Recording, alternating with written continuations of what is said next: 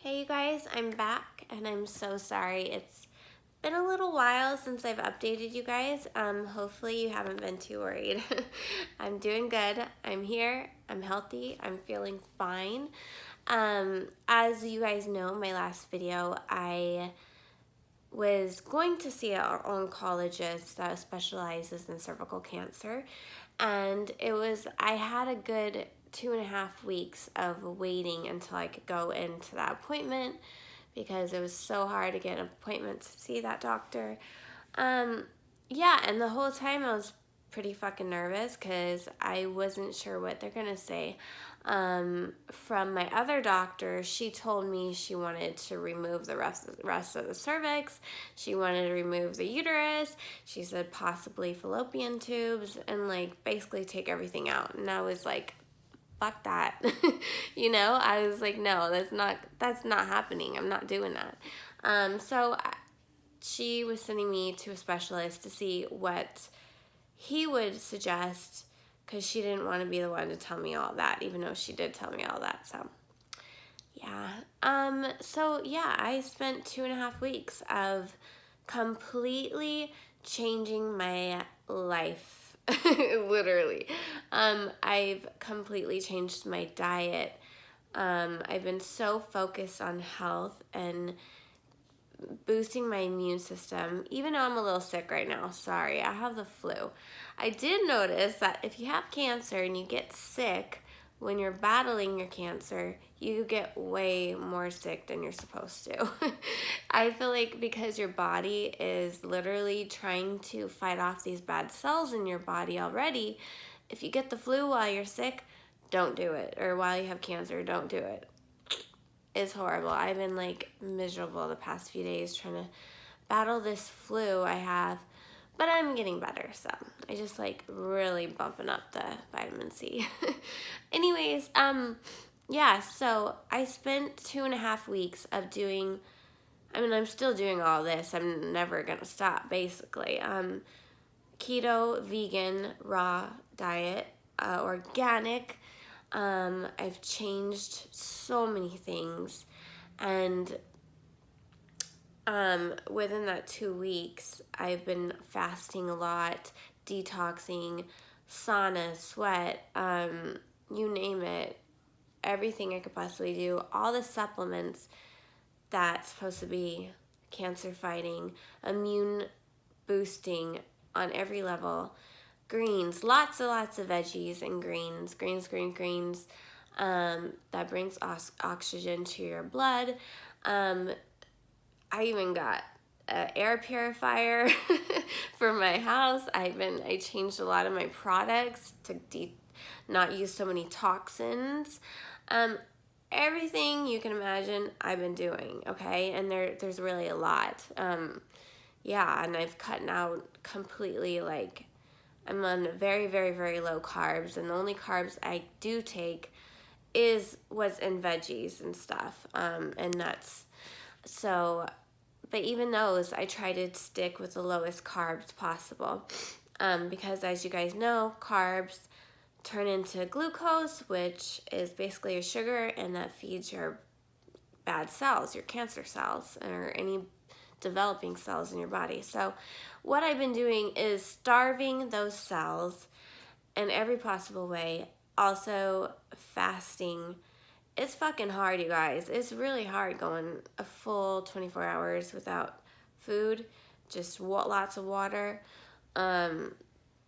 It's hard, but I've noticed, like, as the days go on, I'm on ending my fourth week of all this right now. I feel great. My skin's clearing up. My energy levels are a lot higher now because of the healthy fats I've been incorporating, and your body learns how to use that as fuel instead of carbs and sugar, which we normally do. So I know this is all like probably a lot of mumbo jumbo, but look it up because this is like a lot to explain.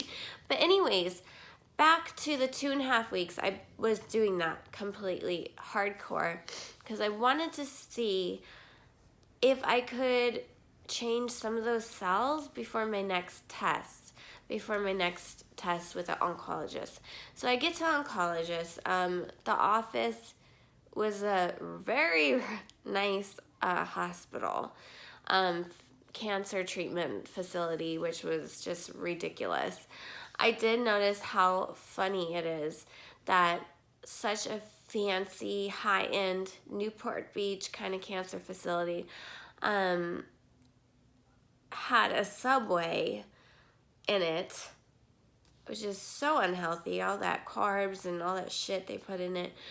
They had Subway, and then they had snack machines everywhere in the building full of candy.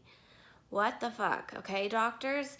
If doctors really wanted their cancer patients to get well, wouldn't you think they would have, like, something healthy in the building for the cancer patients? Like, you're getting treated for cancer, you go get your chemo, you go get your radiation, and then what, you go downstairs and eat sugar and carbs? It doesn't make any sense. I mean, that blew my mind. You know, you gotta think, you gotta notice these things. So, obviously, doctors don't care to teach anyone about the nutrition part. And that's what really bothers me. There's so much out there that we don't know about because doctors don't teach it, because there's no money in it. There's no money in it for them to say, hey, stop eating all that sugar and eat a fucking salad and maybe you would fix yourself. But no, they're not going to tell you that. So anyways, I thought that was crazy. But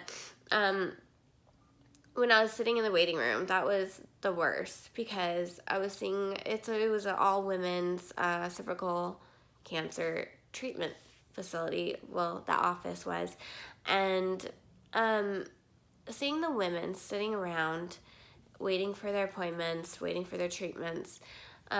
Everyone had the wraps on their heads. Some women went with wigs, and man, it was really hard to see. Like, I just wanted to, like, take everyone and, like, what are you doing? Let's get out of here. Let's run. You know, it makes me sad. It makes me really sad to see all those women going through those treatments and seeing how weak and miserable they looked, you know, and it was hard. Because of all the research I was doing and seeing how nutrition is such a big part of it, the root of the problem, and seeing all these women just listen to their doctor and do those things. And I mean, hopefully they're doing the nutrition part as well. I would hope. God, I wanted to just grab them all and you know, give them a training class while I was there. But I almost felt guilty. I was the only one there with hair, and I was like, and it scared me because I was scared what my doctor was gonna tell me what I needed for treatment. And yeah, I mean, I was terrified, but I was trying to stay strong, trying to stay positive. As you guys know, I'm a pretty positive person, so that was fucking hard to do, but I stayed positive, and I just kind of prepared myself those 2 weeks of hearing what the worst possible things, which I already kind of heard the worst possible things already. Yeah, so anyways, doctor was super nice, actually. I was surprised. He took a look at the cervix, and all I'm thinking is, oh, here we go, you know.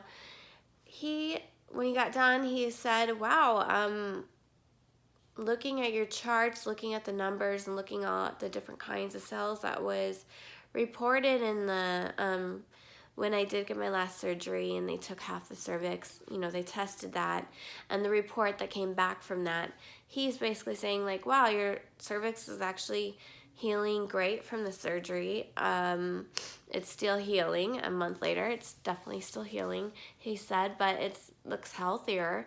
And he said he was surprised compared to what he was seeing on the chart and what he could see with his eye and little binocular thingies.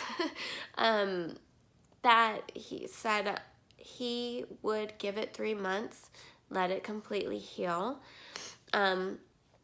I did kind of mention I changed my diet and stuff. I didn't want to, like, tell him that was really my only choice I wanted to do, but I didn't want him to like yell at me or anything because I heard a lot of horror stories about that. But he actually was pretty, seemed like he was surprised. Like he was like, wow, I mean, I don't think we need to get you rushed into chemo or radiation just yet. And let's give it 3 months from now, and we will do another pap smear and maybe biopsy, colposcopy, I mean, and see what we got going on then. He said, otherwise, you're looking like you're healing pretty decent right now.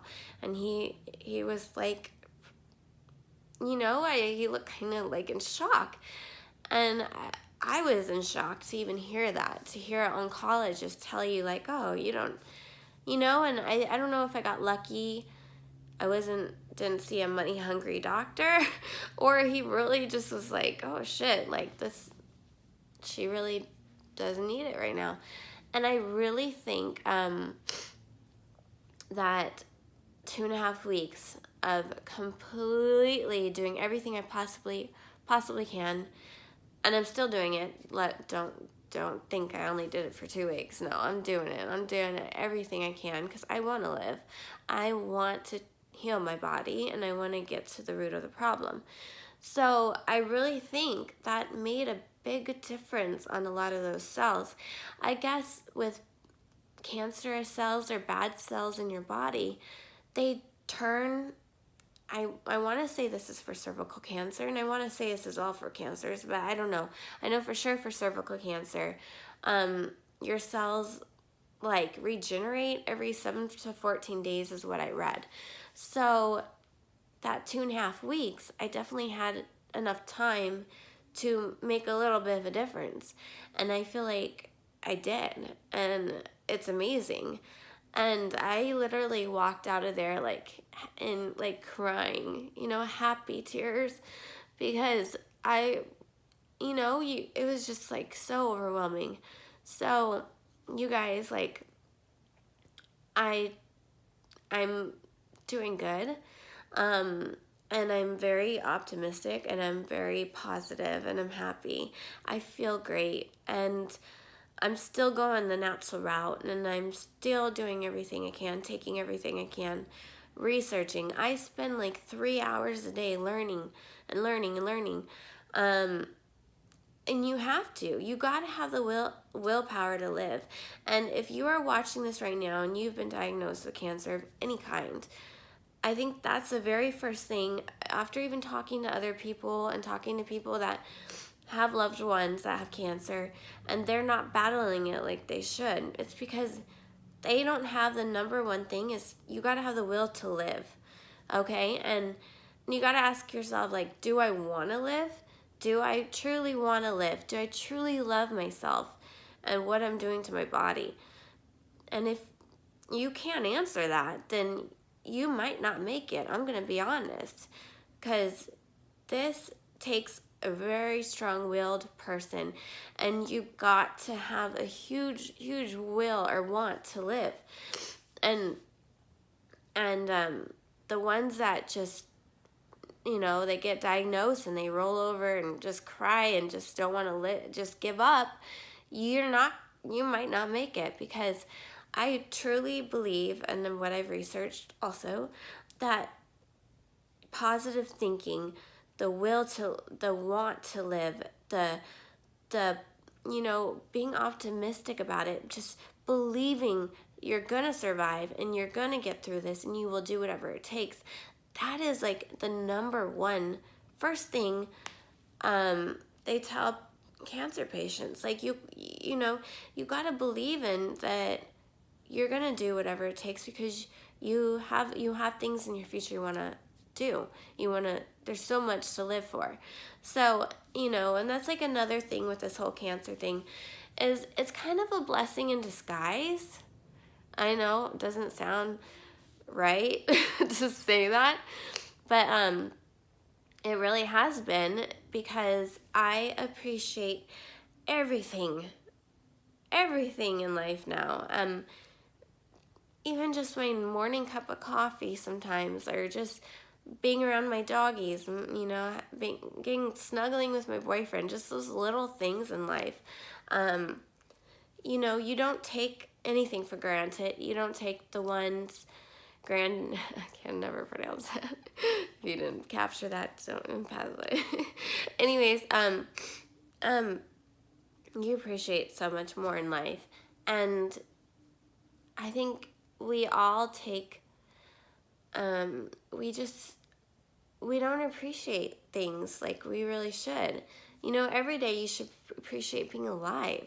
And just because, you know, you're alive and healthy doesn't mean you're guaranteed tomorrow. So I think it's just like a good reminder that, you know, just being alive is a blessing, and you want to keep fighting whether you have cancer or you don't. You know, you gotta treat your body right. And that self-love, everything you put into your body, you only get one body, you guys. And that's why I won't even touch alcohol. Especially not anymore. Like, I just got back from Mexico and it was really hard. I want to have like a Bahama Mama or something, you know. I miss my coconut, like, pineapple drinks, you know, but I won't even touch it now because I know what I put in my body right now is so important, because I don't have the time to slack. I don't have those days to have cheat meals or, you know, like eat the cupcake, you know, as much as I wish. I don't. And now I know that everything I put in my body is so important because my life depends on it. And I wished I learned all this a long time ago, because, you know, growing up and, you know, the stress I put myself through and the hard relationships, even just being depressed or going through a very traumatic time of your life, it feeds cancer. It feeds bad cells. And when I look back on my past, there's been a lot of crazy fucking times. and now I look back and I'm like, oh, I understand why I got cancer. You know, it's not just I was unlucky.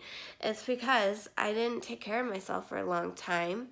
You know, I was in a very abusive, mentally, physically marriage back in the day, and it took years to recover from it, and I was constantly going through so much, and, you know, having people I know pass away.